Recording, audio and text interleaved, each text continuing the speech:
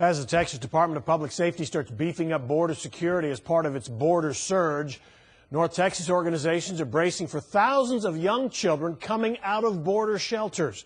One local group is already heavily involved in what's being called a humanitarian crisis. Fox 4's Natalie Solis is in our Dallas newsroom with more. Natalie.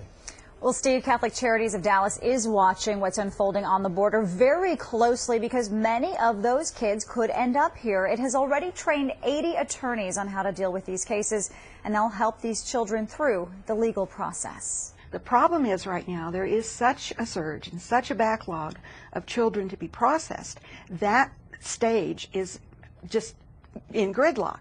Even still, the children being processed and trickling out of border shelters means a dramatic increase in cases for DFW and organizations like Catholic Charities of Dallas, which helps kids and their families through the legal process, something it started doing 4 years ago. The numbers back then paled in comparison to what we're seeing now because more and more children are coming to the Dallas, North Texas area. From January to May of this year, Catholic Charities says DFW has received over 1,000 cases of undocumented children compared to the average of 25 a month in the past. Slaughter says Texas has the highest number of kids who enter the country illegally who are then placed with relatives in the U.S., which means they end up in Texas schools. North Texas second only to Houston in unifications. There are so many kids reuniting with family members up here.